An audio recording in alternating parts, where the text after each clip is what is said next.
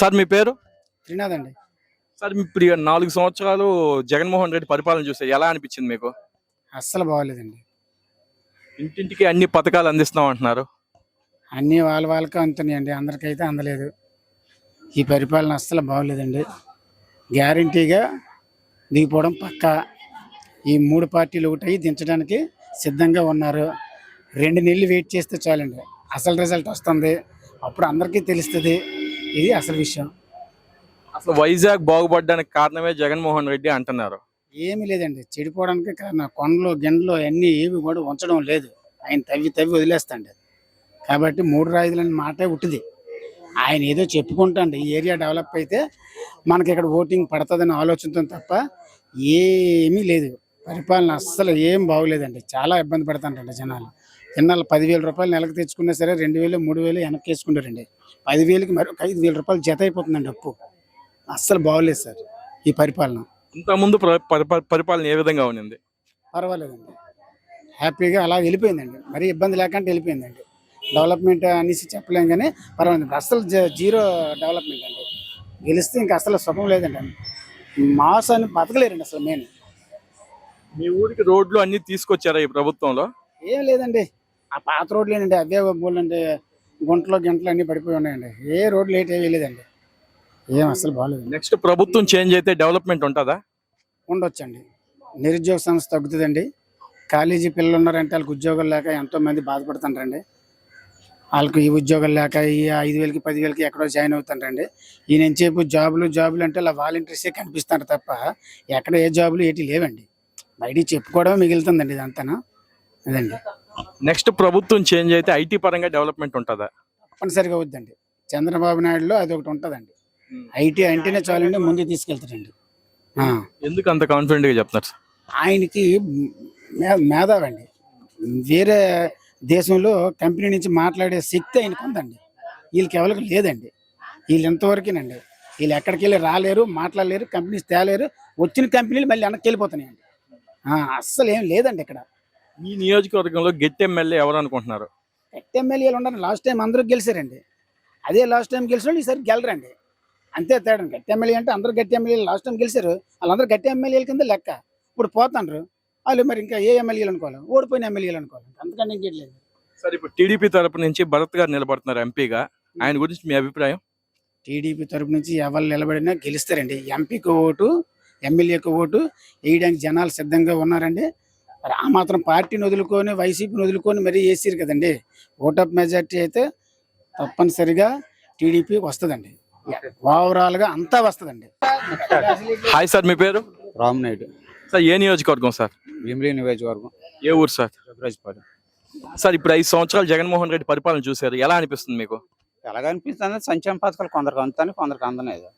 అందినా అది వినియోగించుకోవడానికి నిత్యావసర రేట్లే పెరిగిపోయి 100 రూపాయలు ఉన్న బాటిల్ ఇప్పుడు 250. మరి ఓవరాల్గా 5 సంవత్సరాలు చూసుకుంటే ఒక మనిషికి 2,25,000 అవుతుంది వాళ్ళు వినియోగించుకున్నది. మరి సంక్షేమ పథకాలని అయ్యే చెప్పుకుంటున్నారు. డెవలప్మెంట్ ఏమి లేదు. రోడ్లు గట్రా ఎక్కడ ఏం లేవు, కాలువలు లేవు. ఏదేమైనా డెవలప్మెంట్ పనులు ఏంటి లేవు.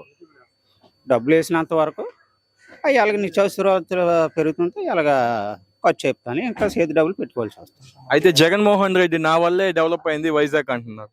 అదే డెవలప్ అయిందని చెప్పుకోవడానికి మరి ఏం డెవలప్ అయింది మేము చెప్పడానికి ఏం లేదు కదా. ఆయన చేస్తే ఎవరిని దాచుకోం, చెప్పుకుంటాం. చెప్పడానికి మరి ఏం చేయడానికి ఏం లేదు కదా.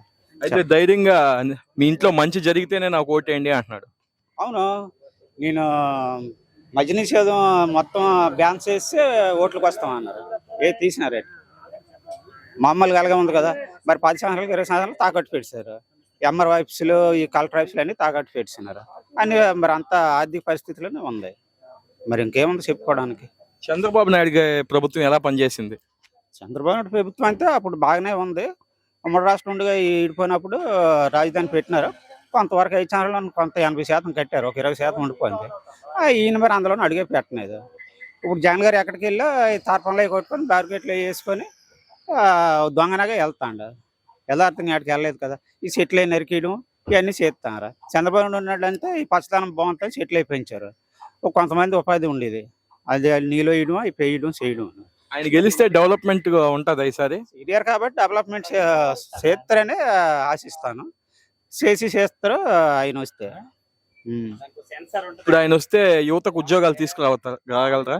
మరి ఆయన ఉండేటప్పుడు ఎన్నో కానీ వచ్చేవి కదా, ఇప్పుడు కూడా అలాగే ఉద్యోగాలు వస్తాయని అనుకుంటాను. ఇక్కడ ఎంపీ పరిస్థితి ఏంటి సార్? ఎంపీ పరిస్థితి అంటే వాళ్ళ తాతగారు ఉండేటప్పుడు ఎంపీ మూర్తి ఉన్నప్పుడు బాగానే ఉండేది. ఇప్పుడు లాస్ట్ టైంలో మొన్న నెక్స్ట్ ఎంపీపీ సత్యనారాయణ గారు చేసేది ఏమి లేదు. ఆయన కాడ బోల్ డబ్బులు ఉంటే అవన్నీ మొన్న దాంట్లో దొంగలు అయితే తెచ్చుకొని దాంట్లో పంచుకొని చెర్లాంటి గట్ట పారేసి మా సైడ్ వెళ్ళిపోయారు.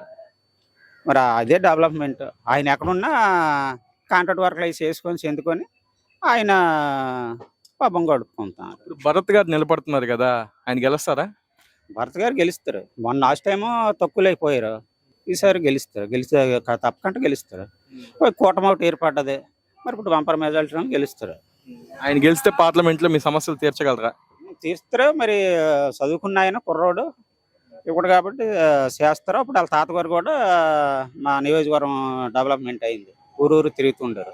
ఇప్పుడు మరి ఆయన కూడా చేత నేను అనుకుంటాను. పెద్దనా నీ పేరు? సూర్యనారాయణ. ఇదే నియోజకవర్గం? మా భీమిలి నియోజకవర్గం. ఏ ఊరు ఇది? ఆనందపురం. మీకేమైనా సమస్యలు ఉన్నాయా?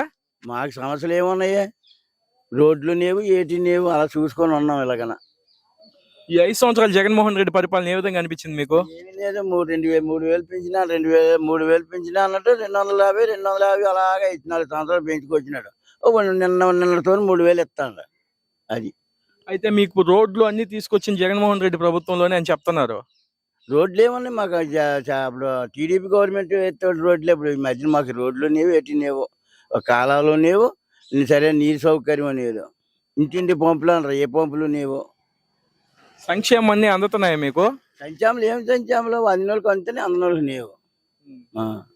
ఇక్కడ ఉన్న యూత్ కి అందరికి కంపెనీలో ఉద్యోగాలు ఇప్పిస్తా అన్నారు, కంపెనీలు తీసుకొచ్చారా? ఏ కంపెనీలు లేవు. రైలు కంపెనీకి వెళ్తారు, 5 రోజులు పని చేస్తారు, 15 రోజులు తొంగుంటారు. ఇంతకుముందు చంద్రబాబు నాయుడు గారి ప్రభుత్వం ఎలా పనిచేసింది? అప్పుడంటే ఆ రోజుల్లో మనుషులు బాగుంటారు, వెళ్ళారు, 7 రూపాయలు తెచ్చుకుంటారు, ఏదో మట్టుకాలు ఉండరు. అది మళ్ళీ చంద్రబాబు నాయుడు గారిని గెలిస్తే మంచి జరుగుతుందా? మరి అనుకుంటాను. మరి 5 సంవత్సరాలు అయినా ఆ మహానుభావుడికి అధికారం ఇచ్చినాం కదా, ఏమో ఈయన మారి 3 నెలలకు ఉంటుందని. మీ ఎమ్మెల్యేలు కరెక్ట్గా పనిచేశారా ఇటు పక్క? మా ఎమ్మెల్యే అనంత శ్రీనివాసరావు పని అంటే ఆయన ఏదో మనుషులను కల్పించే కష్టకాలు చెప్పాడు, అదే పని. మీ దగ్గరకు వచ్చి మంచి చెడ్డ కనుక్కొని అవి పరిష్కారం చేశారా? ఏం పరిష్కారం అడిగాడు. మీ పింఛన్లు అంతానయా, మీకు డాక్టర్లు అంతానయా, మీకు అమ్మఒడి అంతా అని అడిగాడు. అన్ని అందరూ లేవు. అది మీకు ఇంత ముందు పనిచేసిన ఎంపీ పక్క రోడ్లు అన్ని తీసుకొచ్చాడా? మీ దగ్గరకు వచ్చాడు? ఇంతకీ ఎంతమంది పనిచేసిన ఎంపీ ఎవడు మాకు కనిపించలేదు. ఎంపీవి సత్యనారాయణ గారు అక్కడ ముఖమే ఓపోన్నాడు, ముఖం తగలబెట్ట. ఇప్పుడు వచ్చి మనకి టీడీపీ తరపున వచ్చేసి భరత్ గారు నిలబడుతున్నారు ఎంపీగా, పోటీగా ఝాన్సీ గారు వచ్చి వైసీపీ తరపున నిలబడుతున్నారు. ఎవరు గెలిస్తే బాగుంటది? ఏమో మరి స్థానికుడు కదా భరత్, గెలిస్తే బాగుంటదేమో నా ఐడియా. ఆయన గెలిస్తే మీకు మంచి జరుగుతుందా అనుకుంటాను. మరి ప్రత్యేకవాద అన్నారు, మాకు ఈశాఖ స్టీల్ ప్లాంట్ అన్నారు, అది అన్నారు, ఇది అన్నారు, రాజధాని అన్నారు, పోలవరం ప్రాజెక్ట్ కట్టేస్తాం, మేము అంతర్వాళ్ళం అని చంద్రబాబు నాయుడు గవర్నమెంట్ ఉండి అనుకుని వస్తాను. ఈ పొద్దుకి 18 ఏదో పోలవరం లేక పొలాలన్నీ ఎండిపోతాయి. అది. బాబాయ్ నీ పేరు? వెంకట్రావు. బాబాయ్ ఏ నియోజకవర్గం మీది? భీమిలి నియోజకవర్గం. ఏ ఊరు ఇది? ఆనందపురం. ఇప్పుడు 5 సంవత్సరాలు జగన్మోహన్ రెడ్డి పరిపాలన చూసారు, ఎలా అనిపిస్తుంది మీకు? ఏమనిపిస్తుంది, జగన్మోహన్ రెడ్డి పరిపాలనలో ఏమేమి న్యాయం అనిపించలేదు. అది మళ్ళీ టీడీపీ వస్తే మళ్ళీ బాగుంటుంది అనేసి మా అభిప్రాయంలో ఉంది. ఈ విశాఖను మొత్తం డెవలప్ చేసిన జగన్మోహన్ రెడ్డి అని చెప్పుకుంటున్నారు. జగన్మోహన్ రెడ్డి అని చెప్పుకోవడంలోనే ఉంది, జగన్మోహన్ రెడ్డి చేసింది ఏం లేదు కదా, ఇందులో డెవలప్ ఏం లేదు. విశాఖ జిల్లాలో డెవలప్ ఏం లేదు, జగన్మోహన్ రెడ్డి చేసే డెవలప్ ఏం లేదు. అది ప్రతి ఇంటికి సంక్షేమం అందిస్తున్నాం అంటున్నారు. ఏ సంక్షేమం అందించలేదు, అంతేవాళ్ళకి అందినాయి, అందులో లేదు, ఏ సంక్షేమం ఇంకేం లేదు. అది ఇప్పుడు మీ ఎమ్మెల్యేలు వచ్చి మీ బాగోగులు కనుక్కుంటున్నారు ఇక్కడ? ఎమ్మెల్యేలు వచ్చి కొనుక్కోవడం అనేసి అంటే వాళ్ళు వచ్చి ఇంతకుముందు అవంత్ సీన్ ఉండేవారు, అవంత్ సీన్ వచ్చేవారు, వచ్చి మామూలుగా మీ అభిప్రాయాలు ఏంటి, మీకు ఏంటంతానే, మీకు డోకరాలు ఎంతానే, ఇయ్యంతానే అనేసి అడిగి వెళ్ళిపోయేవారు తప్ప కానీ చేసేది ఏం లేదు.